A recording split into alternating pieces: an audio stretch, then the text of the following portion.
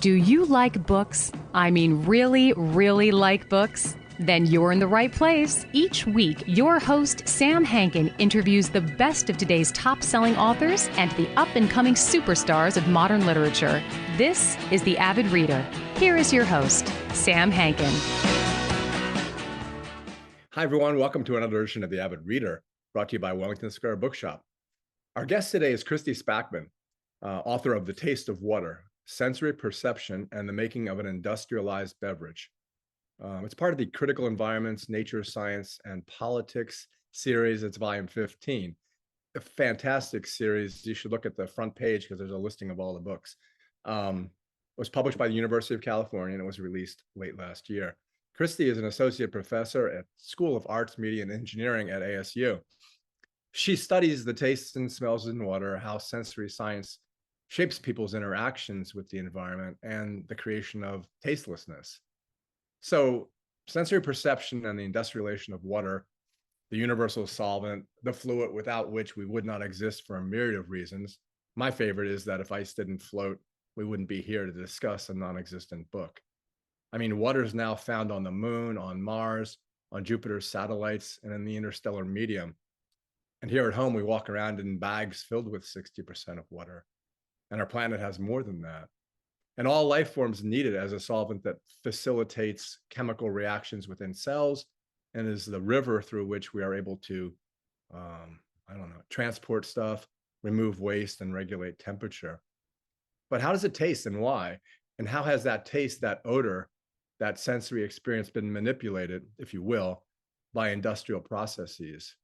And most importantly, and Christy really emphasizes this, are the inflection points that we may notice or not that are the, Malcolm Gladwell tipping point between a mound of sand that looks like a mountain until you drop one more grain and then it collapses, or the moment that you think, this water tastes funny. And why is that? So let's find out. So welcome, Christy. Thanks for joining us. Thank you so much for having me. I'm really glad to be here.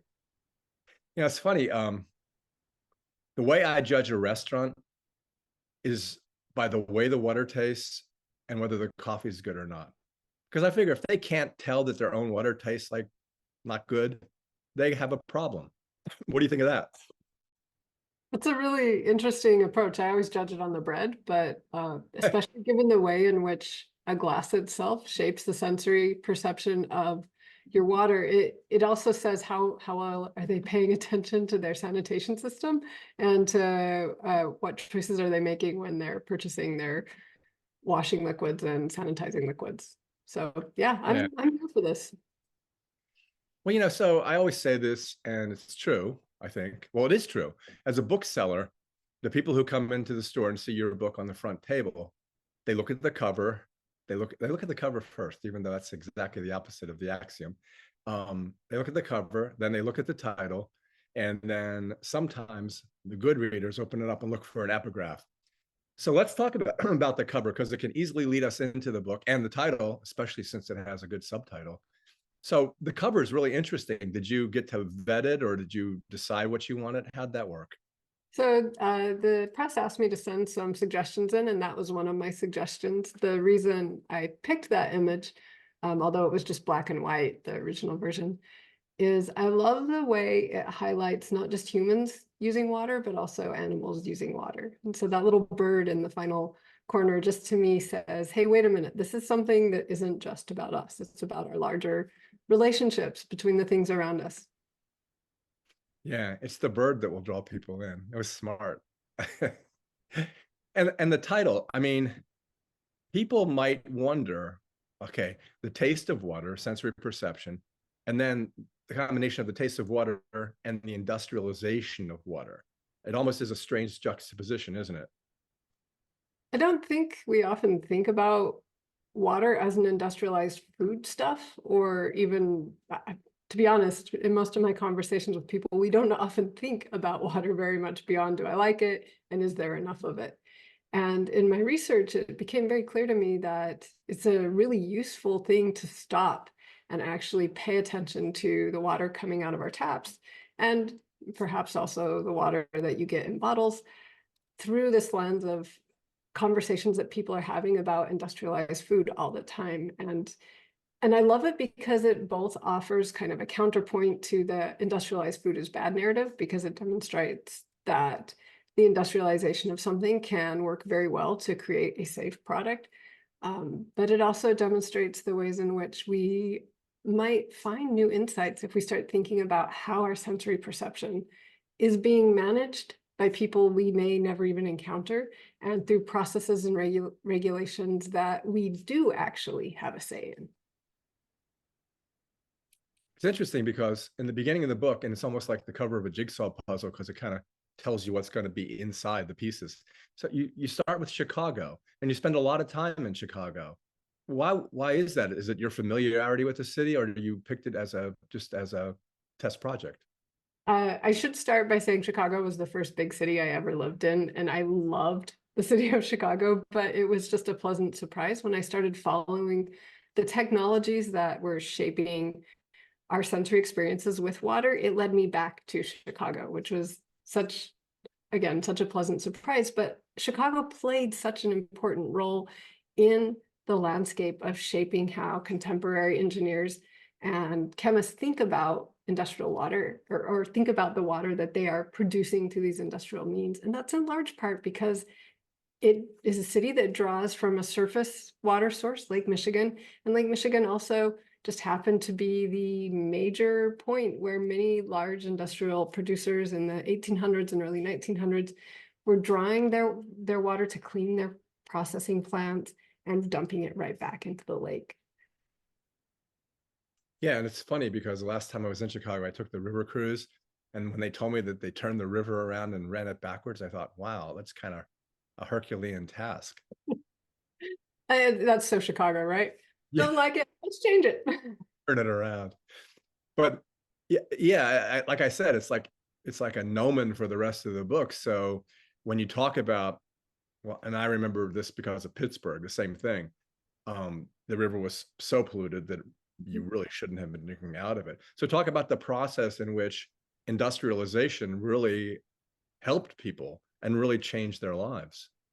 Yeah, so since we're talking about rivers and pollution, I can't help but point to the work that they're doing with the Seine also to try and clean it up, which is related in a way to this larger conversation about how do the folks who are tasked with caring for water actually go about the process of caring for it. And initially that really, I mean, there's the already really well told story about chlorination of water and the work that was done in the late 1800s and early 1900s to understand the microbial content of water and how to make that water safe. But the story that I tell is more about, okay, so they figured out they can add chlorine and it makes water safe, but it also makes water smell like chlorine gas. And for anyone who had been serving in the war front during World War I, chlorine gas was not something they particularly wanted to encounter in their water because they'd also seen it kill their comrades. And so the folks who were tasked with dealing with the fact that sometimes the water coming into these newly built municipal water plants smelled really bad, their first task was, okay, we can filter it, we can add chlorine to it, and then sometimes the chlorine would interact with the chemicals that were in the raw water, such as phenol, to make the water smell even worse and taste even worse. And so this led to a multi-decades effort to even begin to figure out, hey, what's going on? We didn't know that chlorine and phenol would mix in this way in water and create this amazingly horrible medicinal smell. People would just turn their taps on and be like, no, why is this in my house? Well, it's funny because, well, two things, and briefly, just with the Seine for the Olympics. Why did they wait so long? I mean, all of a sudden they say, oh yeah, we're having the Olympics. I guess we better clean this up. I mean, it's a question of infrastructure. Why do we wait so long always to fix our infrastructure? And I think it has to do with the fact that when you have these already built infrastructures, you get kind of locked into the way things have been done.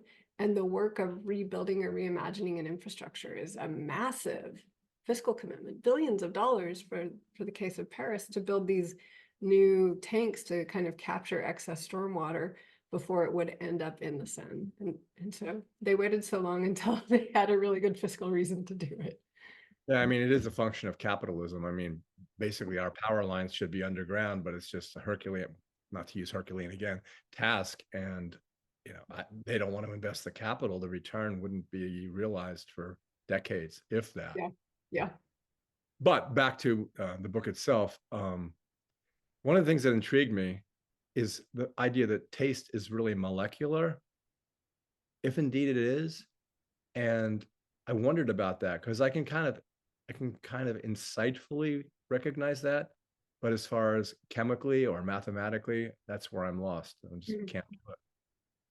So when I talk about making taste molecular, it's really a conversation about how does the work of understanding sensory experience go from being, hey, there are people together eating and drinking, and they're having a social experience, and taste and smells are just these things that exist that we don't understand, to realizing that there are specific molecules that when those molecules interact with the sensing organisms in a body, activate pathways in the brain to light them up and say, hey, you're experiencing something.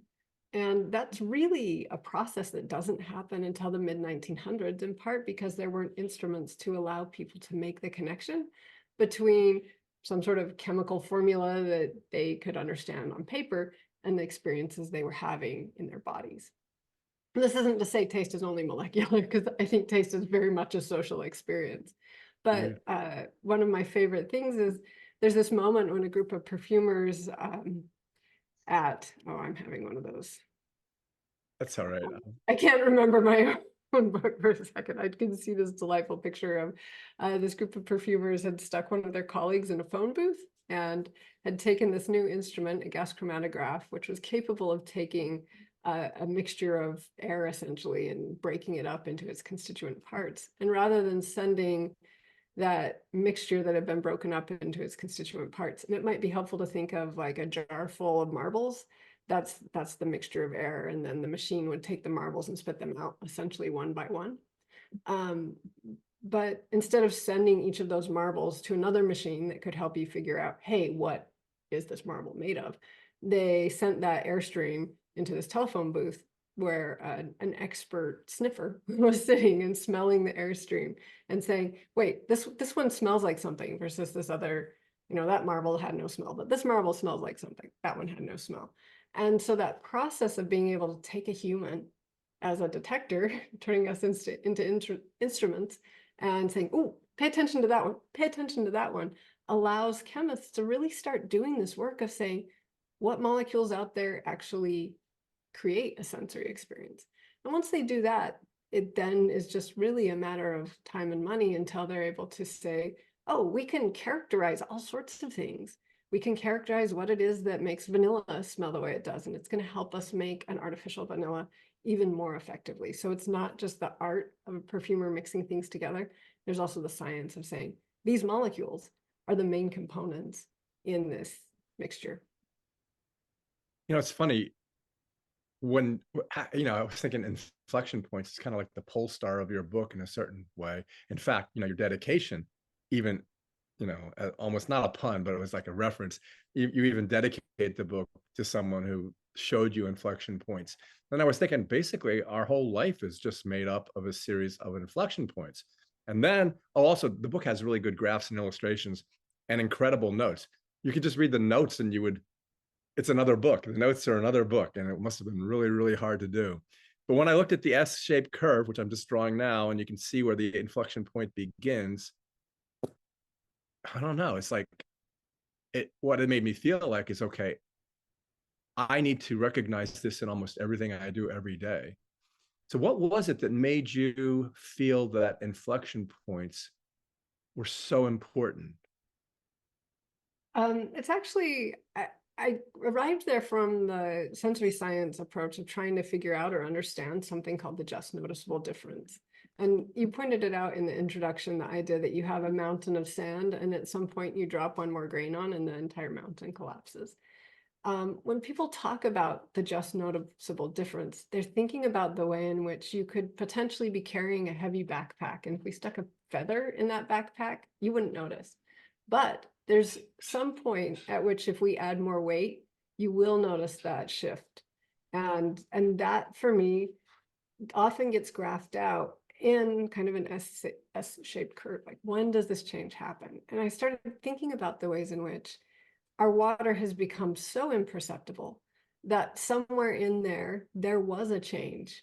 And what was that change? When did it happen? And I think I make this argument, it happened in lots of different ways and points. And how has that then shifted our capacity as a group of people to think about and perceive our environment? You know, it was interesting. I listened to another one of your interviews, and the guy who was interviewing you says, well, what about me? I just drink well water, and I've only drunk well water for at least the past 30 years. And then I thought about it, and then I thought about, drinking this Icelandic water and Aquapana water and, all the Finlandia, all the other ones. And then I thought, okay, how does this intersect with the meaning of the book? And then I kind of realized, well, it does, but and to use a horrible pun, like a river runs through it. So how do you delineate between, when you're writing this book and you're talking about Chicago and industrialization, my water is not industrialized. The Icelandic water isn't, well, no, maybe it isn't industrialized. So tell us the differences and how that still works with your book. Sure. You're pointing to a really important thing, which is there's a really divided system of water provisioning in countries like the United States, Canada, and France, where you have folks like me who live in a large city, Phoenix, Arizona in this case, that our water comes from a municipal water provider. They provide water for millions of people. Similarly, New York City. In contrast, the town I grew up in has about 5,000 people. The system there is, there's a spring up in the canyon, there's a well a little bit lower down. That's it for water supply. And the guy who plows the roads also is the guy who dumps some chlorine in and tests it. And that's it. That's all the treatment that happens to that water. And then on my grandfather's farm, it was well water. There was no treatment whatsoever. And so when you look at the EPA and read about who has access to clean and safe water, you start seeing some kind of crazy numbers. And it turns out there are a lot of people who don't have access to what the EPA necessarily considers safe water. And that's because it's water that's unregulated. It's water that hasn't gone through this industrialized process of saying, we're going to test it, we're going to make certain it meets these standards. And folks who are able, who have well water, should ideally be sending their water off for testing on a regular basis to make certain it's okay. Because you never know when someone in your aquifer is going to just dump a bunch of something horrible on the ground. But because of that difference, I don't think we can ever say all water is the same. And yet the vast majority of people in industrialized countries are getting water from a source that they don't test themselves. They don't have any of that sort of intimate relationship with. And I think it then shifts in a way the way we think about and value and treat the water that comes out of our taps, out of our showers, and as just this endlessly, infinitely renewable resource that actually is something much more precious. And we should be, I hope we start thinking about it even more that way. And of course, living in Phoenix really brings that to the forefront all the time. Yeah, and it's funny because at the beginning when you said, no, some of us don't even think about water. But of course, since our interviews was postponed, I've been thinking about nothing but water for the past week. And then the Petershine brothers, my well company, they come out, they send me a letter saying, it's time for this. So I have a neutralizer, I have a purifier, I had a UV bulb that had to be replaced, and then there's a purifier in the refrigerator. And then I started thinking, what exactly am I doing? What exactly am I purifying and neutralizing?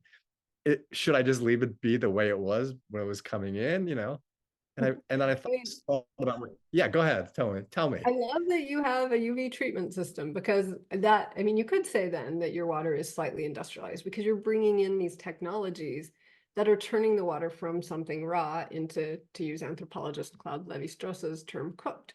Like it's been transformed through some sort of human created technology.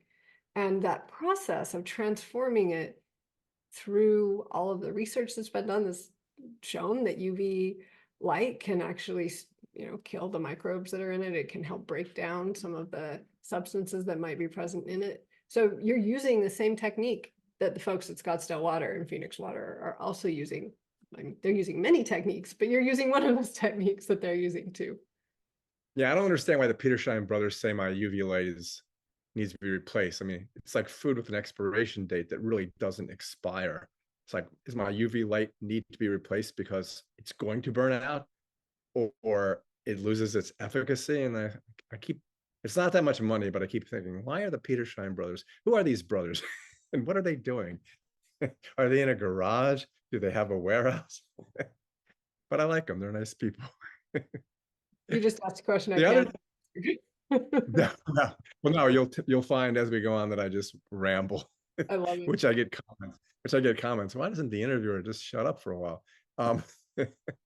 So one of the things I really liked was the flavor wheel. And the reason I liked it so much is because it reminds me of wine. And it reminds me of wheels on wine. And then at the end, which is really cool, you have this blank one and you go, take this home and have fun with it on your own. It's like it's like you're in elementary school. And here's your flavor wheel, go taste your water. And it's a great learning experience, because what my family did was we did a double blind flavor test on like Avion, Aquapana, Aquafina, Icelandic, Fiji, and the tap water, then Deer Park, and then we repeated one of them. And then we went through, and for some reason, every single person picked Aquapana, every single one. So did you do this as a favorite, or did you do this as a like descriptive sort of? Just as descriptive. I mean, I could have done it with the flavor wheel, but I hadn't at that time got to the end and seen the blank one. But yeah, we did it that way, and there was, and kids did it too. So actually, I think that's kind of better. And they would say, no, this one's definitely better. And the question, why is it better? And there's your inflection point. Why is it better? Well, and I think there's this interesting challenge here when we're thinking about that descriptive process of evaluating our water. There are two ways. There's the initial, what we call hedonic. I like or I don't like this water. This water is good. This water's better. This water's worst. And then there's the descriptive, where you say, these are the characteristics of the water. Is it wetting or drying in my mouth? Which is, anytime I tell someone who's not actually thought about this or learned to taste wine before, they go, wait, water can be drying in your mouth? But when you have certain mineral compositions, it actually kind of makes your mouth feel drier, because it's going to pull liquid out of your mouth to try and equilibrate the mineral content of it. When you start saying, hey, what are the odors? What's the mouth feel like? Is it kind of smooth and silky, or is it a little prickly? You start to realize water, I mean, you already know water's different. You did this amazing tasting with your family, and you're like, wait, these are not the same thing. But when I travel, sometimes I bring some Phoenix water with me. We have a really high level of total dissolved solids in our water, so it's hard, but it's also salty. It's in line with a pretty good mineral water from Europe. So I think between, I haven't looked at Phoenix's recently, but around 600 to 700 parts per million. Most people start thinking that water is, around 400. They're like, that's good. No saltier than that. And so we have salty water, and I've brought it to the East Coast, and people taste it and their eyes just go big, because they didn't realize that a municipal water could be that salty, could be that different from the very soft water they're getting. Yeah, that goes directly to the social component that you were talking about. If everyone's drinking the same water, they don't. Yeah, it's like, it's like that story that Stephen Jobs told at Kenyon University. The two young fish are swimming through water, and the old fish goes by and he goes, "Hey boys, how's the water?" And then he leaves, and the two fish swim on, and they go, "What's water?" Yeah. It's hard when you're inside of something to recognize, which reminds me of like what you said about, well, first of all, I never thought of water having notes or having a finish until I read the book, and then we did our test. And I realized, it does have a finish, but I have no idea. It's very hard to articulate. And that's why the words you use, notes of something, but with wine. And as I get older, those notes aren't as noticeable because my taste buds aren't as good. But one of the things you talk about, and again, it goes back to Paris when you were there, and it's this, again, with wine, it's this terroir, this dirt, basically, or this place where it was. And you went through the, I can never pronounce arrondissement. How do you pronounce the districts in Paris? Our arrondissement. yeah. So, and you have this map showing that, but you were ignorant of it when you went over there, right? Yeah. I had actually lived in Paris as a student, undergrad student doing study abroad, and hadn't the water was all the same. And I actually had never thought about it until I encountered the folks from Eau de Paris, which is Paris's municipal water provider at this point, out on the streets, handing out samples along with this map that said, hey, our water's different. It comes where you are in the city. It's going to be fed by a different source. And one of the things I loved was at the time they were selling these beautiful carafes that had the arrondissement on it. So if we were in Brooklyn, or in New York, we call it the borough. So they had the borough name on it essentially, and then a descriptor on the side of the mineral components or composition of the water. So it's like it had a nutrition label, although each of those ones, the municipality has standardized the water to at least have more or less the same levels of calcium, magnesium, et cetera, across the city. Isn't it funny how New York always gets these awards for the best water? And it really is good water. But It then is they good. have, they have these sandhogs that go down like 500 feet, and they're all afraid to turn any of the valves coming from the Hudson because they're afraid they'll break. They've never turned them. It's a hilarious, not hilarious, it's just a strange system, but it really is good water. Would you agree with that? I would. I mean, depends what the pipes are coming into your building as to how safe the water is, but it is good water. One of the joys of living in Phoenix is it was all built mid-century and later, so lead pipes are not our main concern here. I guess that also goes to people, what lay people know the word like potability. What does that really mean as far as I mean, you can go to Italy and they have fountains and it says, whatever, non-potable. Mhm.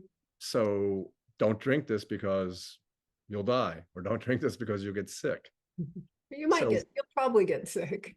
Well, I mean, there's an inflection point too. Where does it go from non to that? Mhm. And why? I mean, historically, water goes from being non-potable to potable at the moment that, well, folks have always evaluated water to say, is this drinkable or not?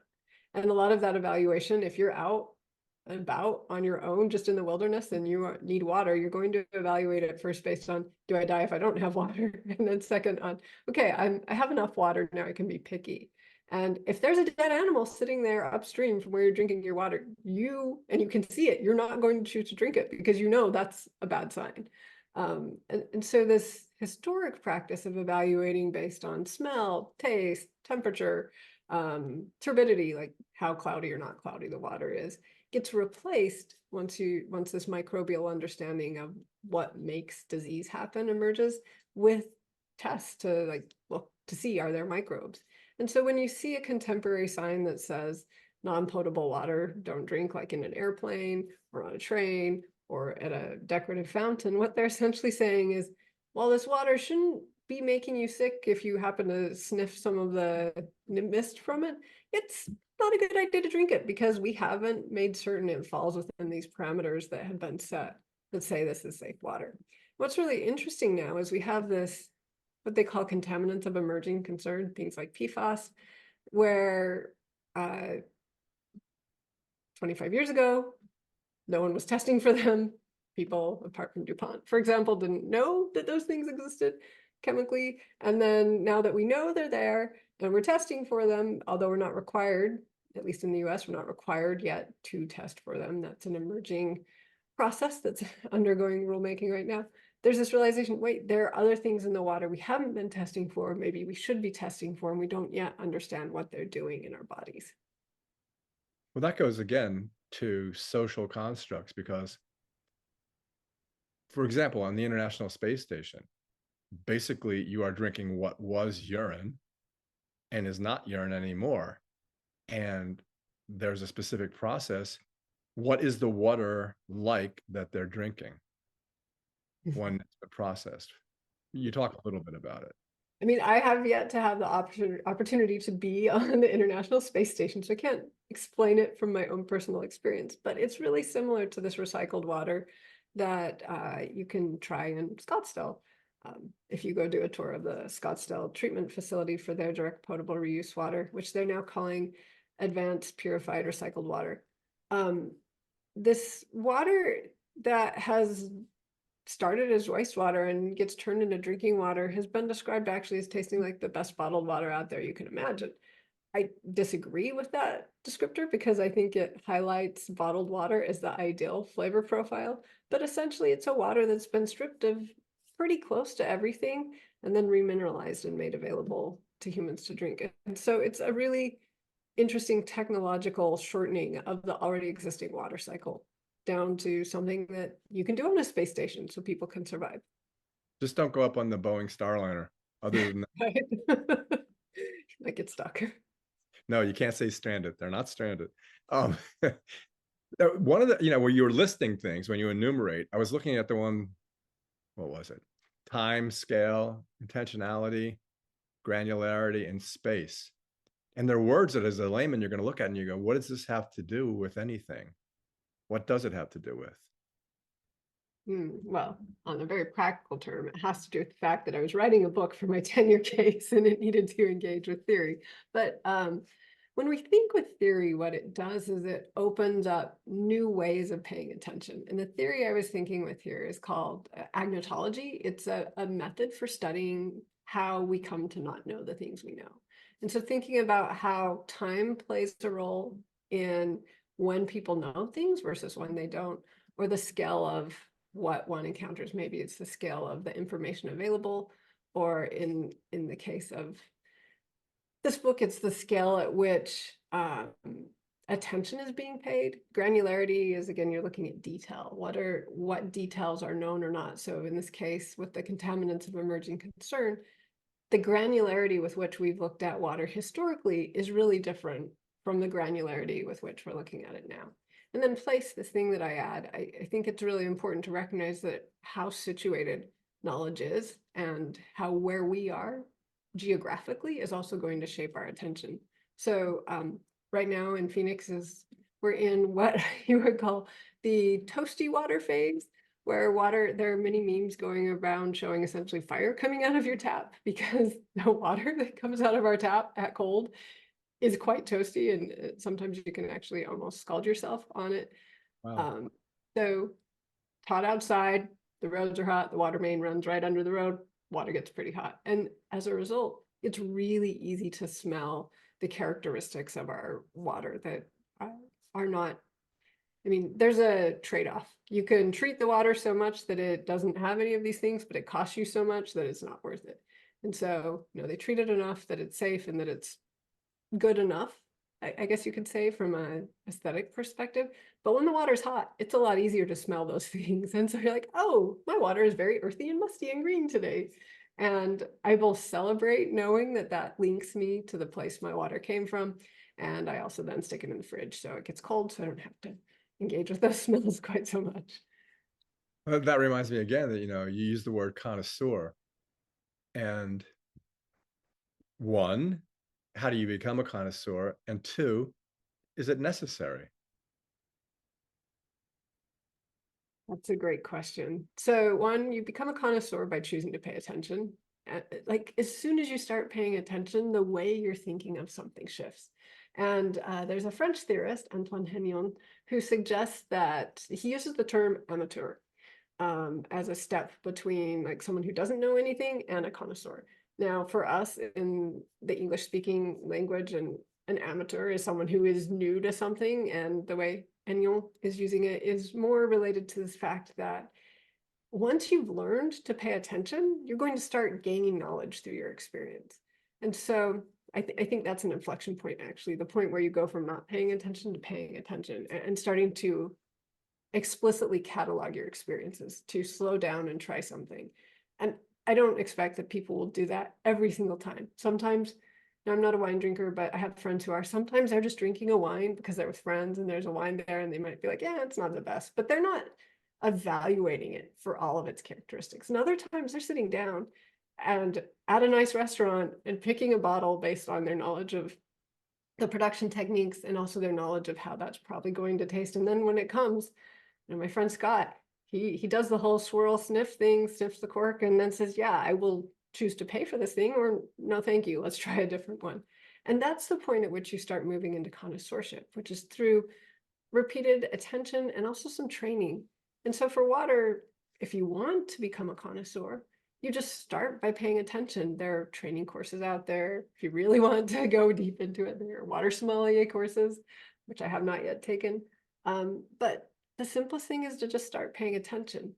The downside is once you start paying attention, you notice the differences. And sometimes those differences might make it harder for you to just sit back and ignore what's going on. Yeah, it goes back to my thing about the restaurant, you know.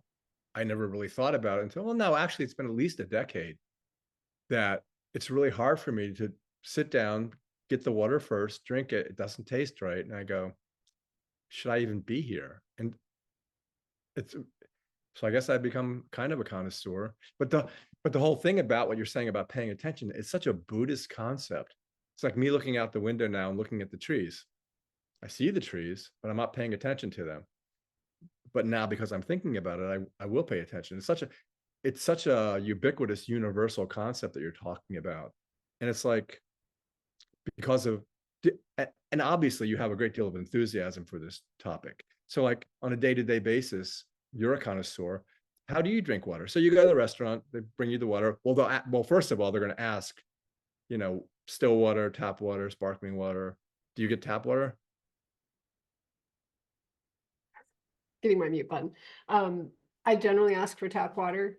When I did learn that kind of early on in my eating out adventures, that if you are at a nicer restaurant, it's a good strategic idea to ask for sparkling water, because the waiters give you less stink eye.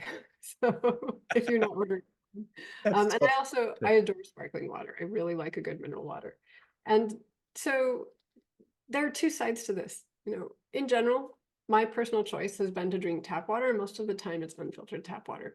And that's me practicing what I would say is a pretty high level of trust in government and trust in infrastructure. And I recognize that that is not 100% across the board the experience that everyone has. Flint, Michigan is a great example. But at the same time, I've spent a lot of time chatting with the folks who run municipal water supply systems. And in general, I'd say they're very conscientious and they're trying really hard and they're working really hard and they're testing way more than any actual bottled water company is required to test to make certain my water is safe. And so I feel a lot of confidence in these systems that are producing water. But at this, you know, that doesn't change the fact that I still think the best water in the United States comes out of the tap in my hometown. And I have traveled places. My in-laws live in northern Florida.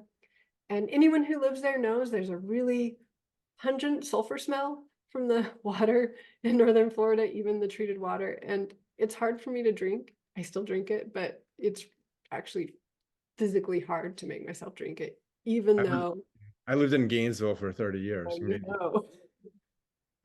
So, well, if you live in Jacksonville, there's the paper mill plants anyway, so you know there is sulfur in there, and you can smell it in the air every day. Yep. Maybe not so much now. But you're not like a water snob, right? I mean, you don't go out with No, I'm a water egalitarian. I mean, I have strong opinions, but it also, I think this is because of my political commitment to this larger idea that we should have safe, good water for everyone, that I'm enacting that through my choices. And a lot of folks, when they move to Phoenix, choose to install whole house filtration systems, because they don't like the taste and smell of the water, or they're concerned about the hardness and the impact that has on their, what do they call taps, faucets, etc. The tricky thing is, it's actually a super selfish decision, because the amount of water it takes to make 1 gallon, it takes more water, 4 gallons of water, to make 1 gallon of RO water. And so there's this really like tricky choice people are walking between. How do you okay, yay, I can afford to opt out of the system, but in the process, I'm taking more water in an already water stressed system. And so this is where I'd say to folks, you know, if you really want to change the taste of your water, try and do so in a way that is perhaps a tap-based filter or a smaller system as opposed to your whole house. So for my house, I installed a dishwasher with a water softener in it so the plants would last longer, but not a whole house filter. Right. Well, I guess as we conclude, that would bring me to the larger picture, which is, yes, this is an academic book, but it's very accessible to lay people and is very educational. So I'm not necessarily saying this is something you ought to have done or did do, but if there's something that, and I always like this at the bookstore too, because I like closing the covers of a book. And then like I have been for the past week because of you, thinking about Waterman, maybe I should be doing something else. And so that's good for you. But like, so what's the message you would like people to take away after they finish this? Pay attention. I mean, there are a couple messages. The first one is pay attention to your water. Second one might be go talk to your municipal water supplier if you live in a place with a municipal water system, be it a small one or a large one. Find out what issues they're facing and find out if your system is in need of an infrastructure upgrade. Probably is. And if it is, then start talking to your neighbors about what you guys need to do as a community to make that happen. Because making it happen sooner means that you and your kids and your grandkids and your neighbors' kids and grandkids, that your entire community is going to be much more resilient for a longer period of time. And the third thing is water is really cool. We should just be so excited about the fact that we have access to this amazing thing that has been made accessible to all of us. And I should put an asterisk on there. It isn't accessible to all of us, unfortunately. Right. And so part of this is also an invitation to be more active in your communities, because I don't believe the political system is entirely broken. It's choices we make. And there are folks like my dad who ended up on city council and built a new water tank. And that's a choice that any person can be involved in. They can reach out to their regulators and say, hey, I'm concerned about this. Can you please help? You know, what can I do to help? Or even just saying I'm concerned or I have questions is a great thing to do. My father built the first tertiary water treatment plants within 100 miles of here. That's so cool. I know. He was a developer, but he realized, hey, you know, we need to take care, you know, because he had to build package plants inside. And so, yes, he did that. And also it was very lucrative for him because no one else knew how to do it. So when someone else was developing a piece of property, they would call my dad to build the water plant. Yeah, that's amazing. Anyway, so yes, the book is out front now and it'll stay there in our science section, which I guess is where it should go. But the last thing I'll say is I realized you wrote about the most important thing there is in the universe. So you should be proud of that, right? There's nothing more important. I'm in agreement. It keeps us alive. It's a pretty amazing substance. Thanks a lot for doing that. And it was really a pleasure talking to you. Thank you. I do have one suggestion. Stick one copy in the food section. Okay, will do. To make the argument the water is food, which I agree with. So I always have problems with genres. That's why I just leave it to management. It's a pleasure. Thank you so much for inviting me. Thank you. Bye-bye.